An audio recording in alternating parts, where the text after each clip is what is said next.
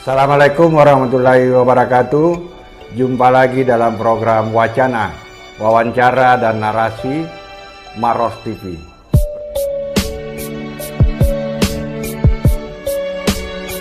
Bersama saya Akbar Endra, malam ini akan membahas tema bisakah kita sehat di negeri yang sakit? Dan istimewanya malam ini karena kita akan ditemani oleh tamu yang paling istimewa, yaitu Bung Rocky Gerung. Selamat malam Bung Rocky Gerung. Selamat malam para warga sehat akal di Maros dan sekitarnya. Alhamdulillah, berarti Bang Rocky masih diberi kesehatan di negeri yang sakit. Oke, Akbar. Bang Rocky, saya panggil Bang Rocky atau panggil Bung Rocky? Daeng. Panggil Daeng. Panggil Bung Rocky aja ya. Soalnya sekarang Jokowi dipanggil Bung Jokowi sama Ibu Mega.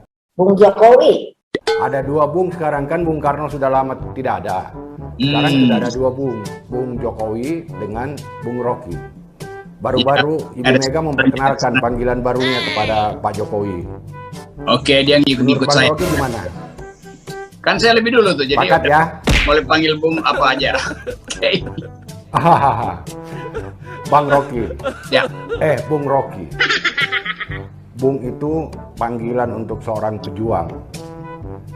Ya. Dalam rangka HUT 76 RI, kita panggil Bung Rocky aja. Oke. Tunggu. Yuk. Demokrasi menurun. Sebentar.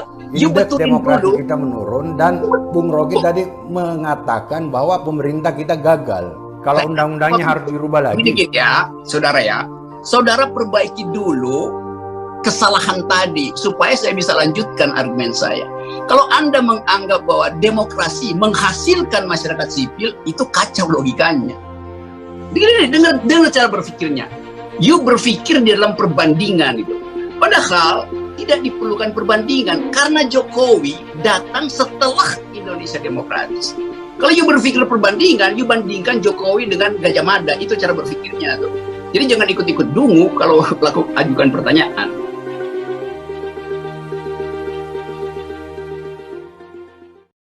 Bung, Indonesia saat ini dianggap negara gagal. Apa kita gagal karena pandemi atau memang dari sononya pemerintahan kita dikelola secara ugal-ugalan? Menurut Bung Rocky gimana? Nggak ada, Indonesia bukan negara gagal. Yang gagal pemerintahnya, itu mesti kita pisahkan.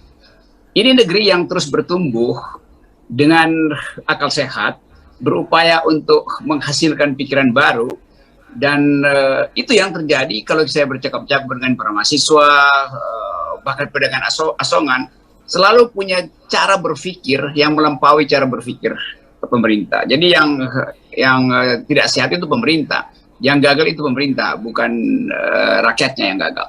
Apalagi negara ini bukan negara gagal.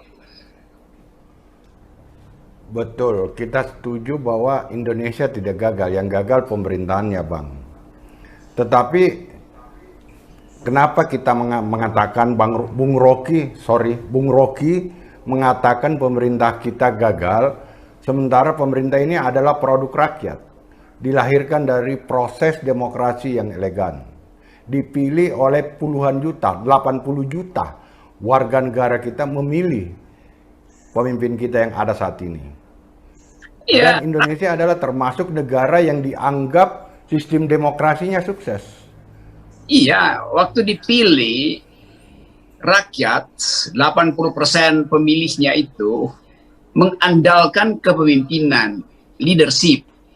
Tapi di perjalanan leadership tidak terjadi, yang ada adalah dealership. Itu yang menyebabkan pemerintah gagal. Karena pemerintah itu harusnya jadi leader, bukan jadi dealer. Nah, karena itu bahkan bukan cuma rakyat kita yang membanggakan dulu bahwa Pak Jokowi bisa menghasilkan a new hope gitu. Kan dulu waktu Jokowi terpilih, majalah Time bikin cover story Indonesia, Jokowi potretnya, headline-nya The New Hope. Sekarang terbalik itu. kita dianggap sebagai tidak ada harapan itu. Jadi sebetulnya olok-olok negeri ini diolok-olok oleh pers asing, bukan pada negerinya tapi pada presidennya. Itu terbaca jelas. Semua orang menganggap bahwa presiden adalah king of lip service. Dia adalah man of inconsistency atau man of apa kemarin disebut oleh Australia. Selalu disebut presiden, tidak pernah negeri Indonesia diolok-olok di luar negeri, apalagi sejak COVID dianggap pemerintah Indonesia gagal menangani COVID. Bukan negara yang gagal, tapi pemerintah Indonesia tuh. Tapi kan pandemi ini tidak hanya dirasakan oleh Indonesia, banyak negara yang juga merasakan, dan secara ekonomi mereka terpuruk dan menimbulkan kegaduhan. Contoh misalnya di Malaysia, Bung Rocky, Perdana Menteri Malaysia didemo loh, disuruh mundur, mau diturunkan di tengah jalan karena dianggap gagal mengurus negara di masa pandemi. Berarti bukan cuma Indonesia, negara lain juga mengalami hal yang sama. Terus masalahnya apa? Masalahnya kita kan mengatakan, Bung Rocky mengatakan pemerintah gagal. Ya. Adakah negara yang berhasil mengatasi pandemi di Asia aja? Contohnya di Malaysia. Mereka juga kan ribut. Bahkan Iya. lebih radikal lagi. Betul. A40. Mantan Perdana Menteri turun demo loh. Justru itu keterangan saya. Turun minta Perdana Menteri diganti. Berarti bukan cuman kita, Bang Rocky. Gini, jalan pikirannya ya. Logikanya tuh a fortiori, artinya bahkan Malaysia aja pemerintahnya diminta mundur. Apakah Malaysia tercatat sebagai penyandang COVID terburuk di dunia? Tidak. Jadi bahkan Malaysia yang mendingan cara nangani COVID, pemerintahnya disuruh mundur. A fortiori, apalagi Indonesia tuh. Kan begitu cara berpikirnya, bukan bikin perbandingan bahwa yang sana juga buruk. Iya, tapi bahkan pemerintah Malaysia yang lebih baik dari Indonesia, pemerintahnya dianggap gagal, apalagi Indonesia yang memang betul-betul buruk. Kan itu berpikirnya begitu. Nah, berarti dalam keadaan pemerintah gagal, menurut Bung Rocky, kira-kira solusinya apa? Karena kita sekarang berhadapan dengan wabah dan juga makin bertambah jumlah orang miskin. Dalam kondisi seperti ini, solusinya apa? Ya solusinya pemerintah yang gagal, pemerintahnya diganti. Bukan rakyatnya yang diganti. Kan dianggap dia dipilih oleh rakyat. Karena itu kegagalan presiden dibebankan pada rakyat. Berarti rakyatnya mesti diganti. Kan itu dungu kan logikanya kan. Yang mesti diganti yang gagal, bukan yang memilih. Yang memilih tadi punya harapan karena yang dipilih memberi janji. Jadi dia gagal memenuhi janjinya, maka yang mesti diganti adalah yang tidak memenuhi janji. Kan itu jalan pikirannya simpel begitu. Jadi kalau ditanya solusinya apa, ya diganti. Itu truism aja, nggak perlu dianalisis. Oh, ini logikanya terbalik. Bukannya mau ganti presiden, ganti pemimpin, tapi mau nambah periodenya, Bang. Ya justru itu lebih bodoh lagi kan. Kegagalan mau diperpanjang. Jadi ini perpanjang adalah apa? 3 periode kedunguan. Itu yang mau diperpanjang. Kan di situ dungunya berkali-kali itu. Jadi mereka yang berupaya untuk memperpanjang masa jabatan itu terjebak di dalam kedunguan berkali-kali. Dan cuman bahkan keledai nggak pernah berkali-kali terjebak di dalam kedunguan. 2 kali udah cukup. Tapi saya kira kalau kita menurunkan di tengah jalan, ini produk demokrasi. Berarti kita harus juga menggantinya pada ujungnya nanti. Karena cepat atau lambat, 2024 pasti kita ganti presiden. 2024 itu adalah ritual elektoral yang resmi. Kalau diganti di tengah jalan, juga resmi. Karena undang-undang mengatakan begitu. Pemerintah yang tidak mampu menjalankan kekuasaan berhenti. Itu ada di konstitusi. Kan itu, jadi jangan terpikat pada pikiran bahwa itu inkonstitusional. Justru sangat konstitusional. Karena pemikir konstitusi kita menganggap di dalam satu keadaan bisa pemerintahnya gagal. Karena itu jangan ditunggu putaran berikutnya tuh. Jadi kalau dia udah gagal, ya bisa dilakukan semacam perubahan yang tidak harus memenuhi ritual 5 tahunan. Di mana itu diatur? Di dalam konstitusi kita. Itu bacanya mesti begitu. Jadi nggak usah panik bahwa seolah-olah kalau tidak diperpanjang masa jabatannya itu inkonstitusional, maka nggak boleh. Kalau begitu Pak Harto nggak boleh dijatuhkan di tengah jalan, kan begitu kan? Kan itu. Samannya beda, Bung Rocky. Apa bedanya? Pak Harto udah terlalu lama dan waktu itu arus demokrasi sudah tidak bisa dibendung. Nah, justru itu yang pemerintahan itu. sekarang lahir dari produk demokrasi. Oke, Nah, Anda, apakah silakan. Anda menyebut tadi bahwa tunggu putaran berikutnya karena begitulah sistem demokrasi itu. Bahkan di dalam demokrasi berlaku prinsip yang lebih dari itu. Pemerintah bisa diturunkan demi asas demokrasi, bukan demi asas konstitusi. Soeharto diturunkan demi asas demokrasi, bukan demi asas konstitusi. Kalau demi konstitusi, Pak Harto nggak boleh turun. Dia mesti tunggu periode 4,5 tahun lagi. Ini baru 2 bulan udah diturunkan. Jadi Pak Harto juga tidak diturunkan melalui tata cara demokrasi itu. Melalui tata cara konstitusi, tapi tata cara demokrasi. Sekarang Tapi mengganti presiden bukan solusi, Bung Rocky. Karena penggantinya juga kalau misalnya diturunkan dan digantikan, berarti ada jaminan penggantinya bisa mengatasi pandemi. Ada jaminan bahwa. Tapi kalau misalnya alasannya kita mengganti presiden karena gagal, penyebab gagalnya tidak bisa ngurus bangsa ini di masa pandemi kan? Ya. Nah, kalau dia diganti, apakah penggantinya bisa menyelesaikan pandemi? Ini wabah. Oke. Sekarang pertanyaannya tuh, kalau tidak diganti, bisa nggak dia selesaikan pandemi ini? Kalau saya, Bung Rocky, jangan dulu Jokowi diganti, Luhut dulu diganti. Bukan, soalnya adalah pertanyaannya tadi, kalau Jokowi tidak diganti, bisa nggak dia selesaikan masalah? Kalau diganti dan tidak diganti, pandemi ini tidak selesai, Bung.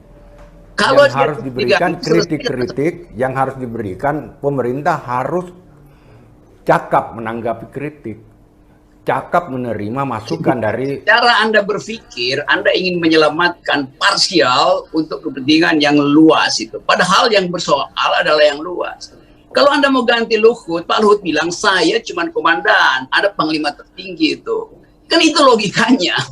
Jadi kalau dia gagal, maka pertanggungjawaban terakhir pada panglima tertinggi. Kan prinsipnya sama.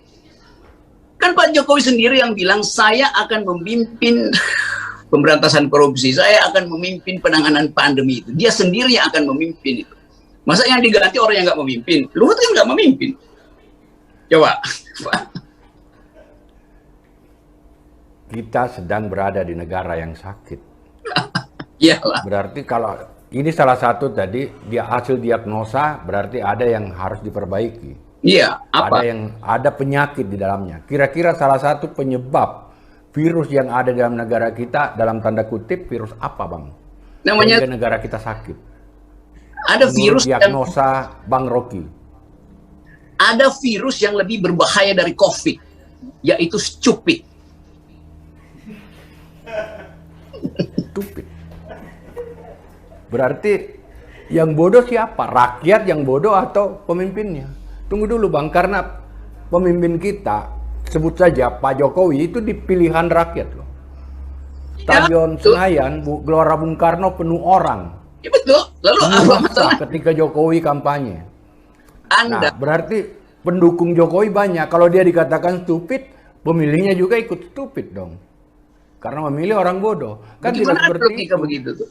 Anda masuk sekolah, saudara masuk universitas dengan asumsi profesornya pinter. Ternyata profesornya dungu, goblok.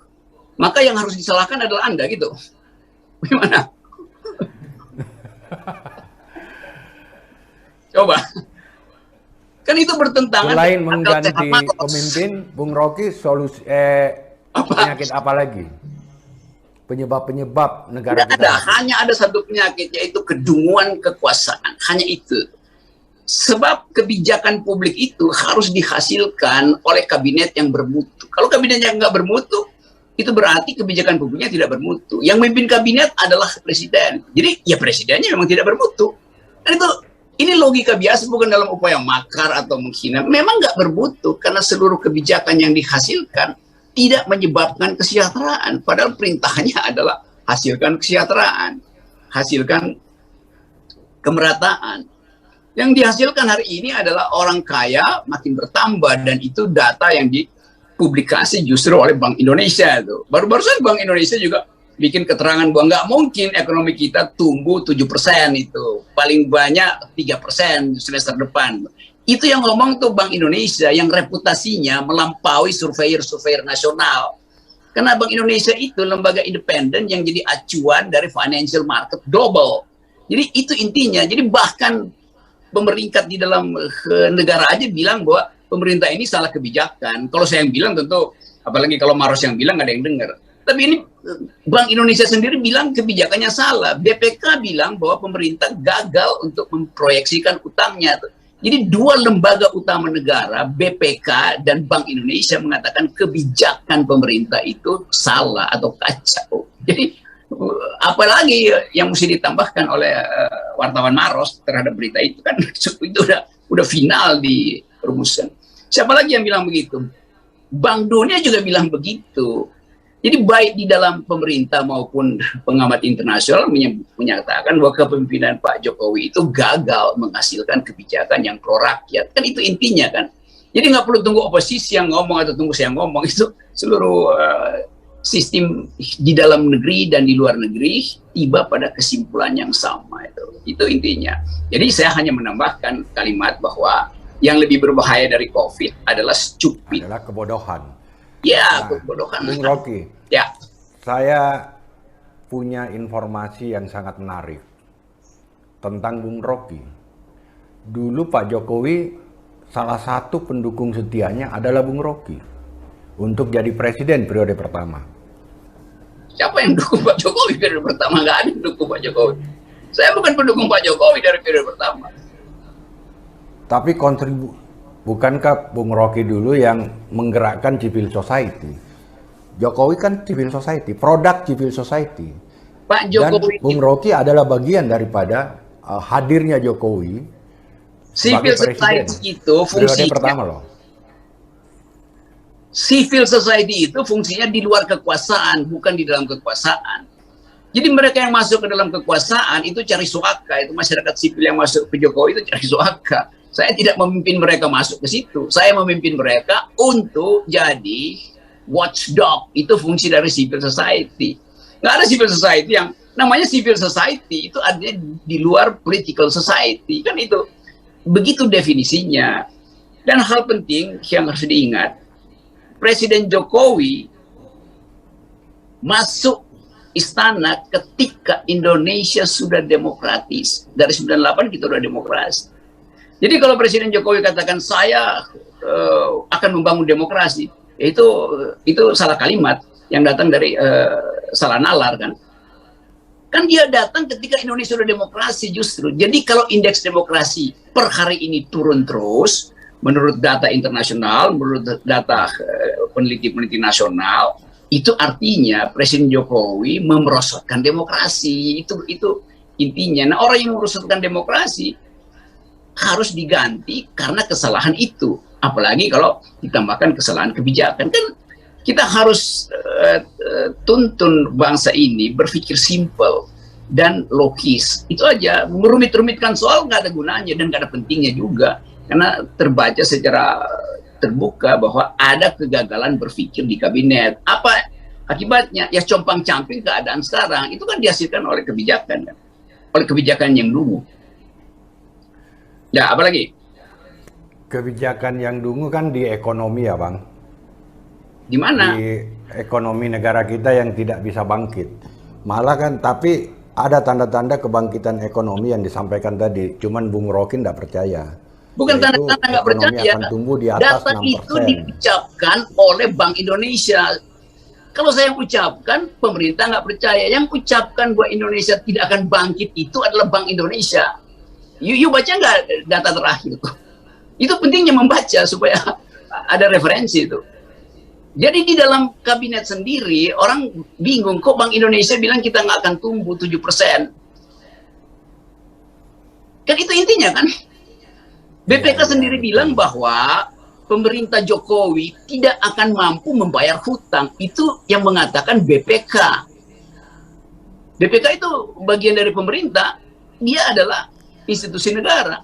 Jadi negara sendiri mengakui bahwa Indonesia itu buruk, pemerintahannya buruk. Bukan saya ngomongin.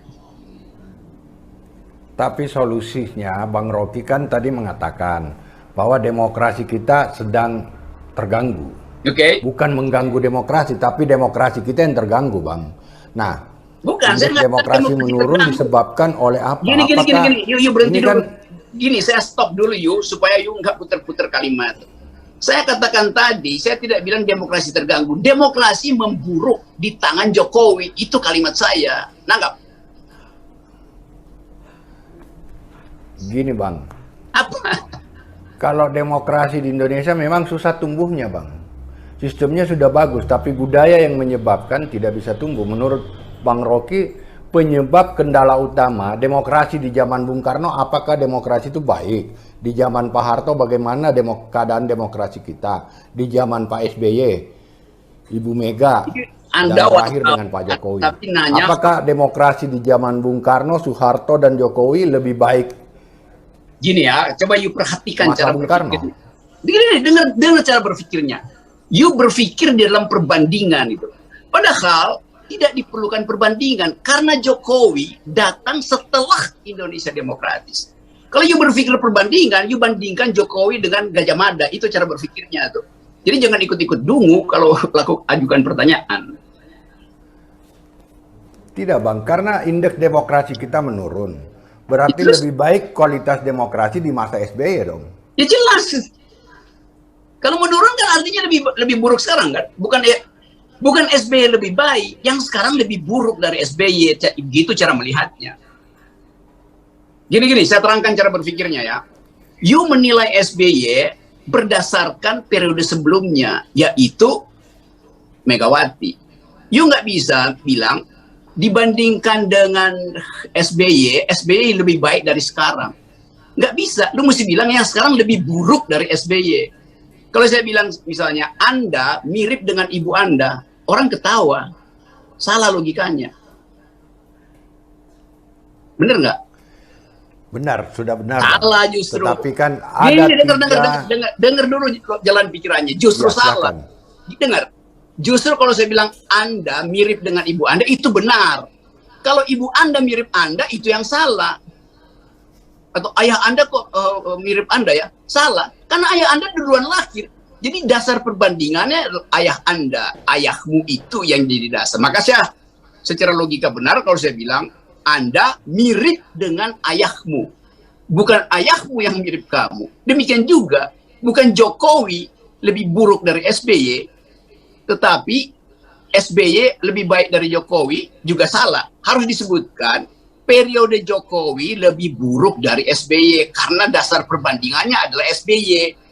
SBY tidak bisa dibandingkan dengan Jokowi. Jokowi bisa dibandingkan dengan SBY. Nanggap nggak sekuensi itu? Saya betulin dulu cara berpikirnya. Kalau nggak, itu sekedar bikin perbandingan dan itu isinya nol. Itu resultantenya nol. Ya logikanya sudah masuk, Bang. Logika Bung Rocky sudah masuk sama dengan logika kita sebenarnya. Ya, saya hanya ingin menarik Bung Rocky. Menarik ide awal reformasi. Sebenarnya kan reformasi kita melahirkan civil society. Produknya adalah salah lagi sistem yang ada sekarang. Tetapi gini ya, gini. You terlalu bikin civil society. Gini, stop dulu, demokrasi kita menurun. Stop dulu di situ karena you bikin banyak kesalahan berpikir. Demokrasi kita tidak menghasilkan masyarakat sipil. Masyarakat sipil yang menghasilkan demokrasi. Itu reverse logic itu berbahaya. Karena tuntutan masyarakat sipil maka terjadi demokratisasi. Bukan demokrasi yang menghasilkan masyarakat sipil. Ini kacau ini cara Anda bertanya itu dan cara Anda berpikir. Coba betulin dulu ya supaya saya bisa jawab sesuatu itu kalau kemasuk akalan pertama itu dalam membuat kalimat. Kalau kalimatnya ngaco itu artinya nggak ada gunanya. Saya jawab pertanyaanmu.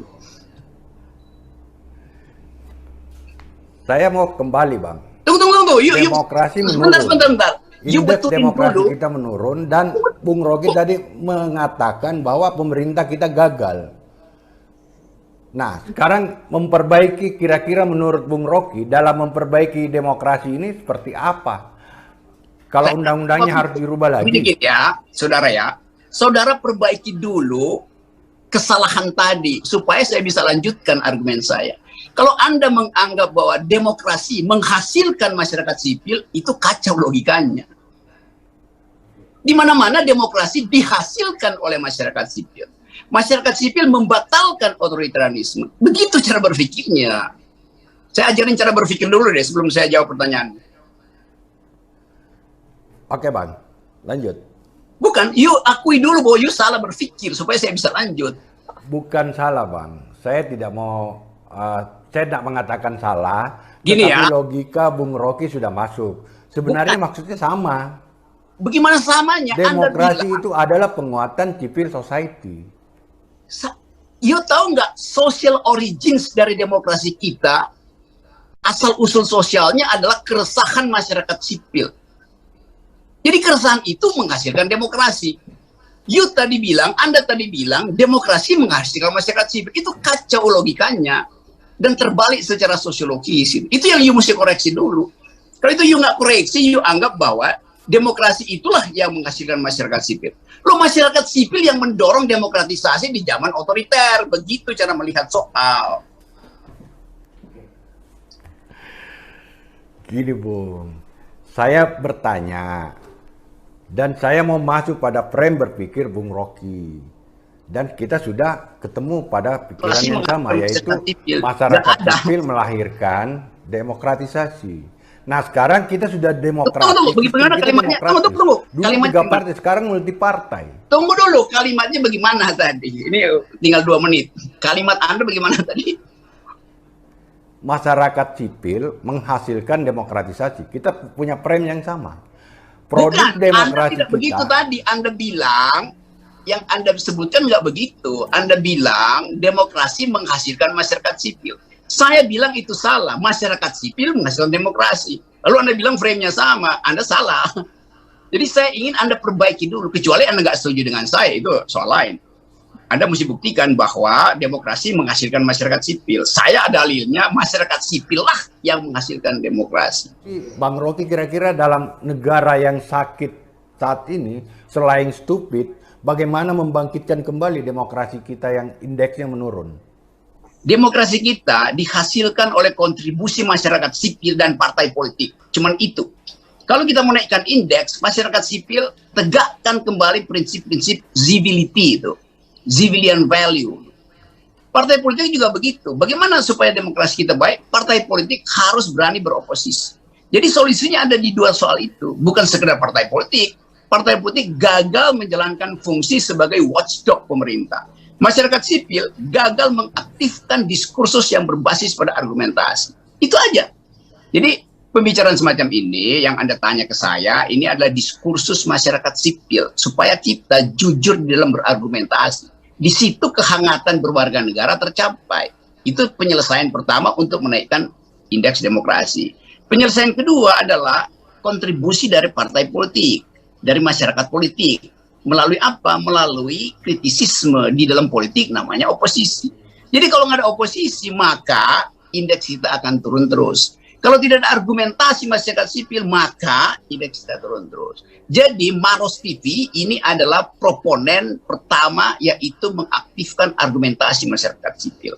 Kan itu. Jadi kalau Maros bercakap-cakap dengan saya, udah pasti indeks demokrasi naik 2 poin setiap minggu tuh. Itu intinya tuh. Jadi terima kasih karena Anda mau bercakap-cakap dengan saya dan di dalam duel argumen.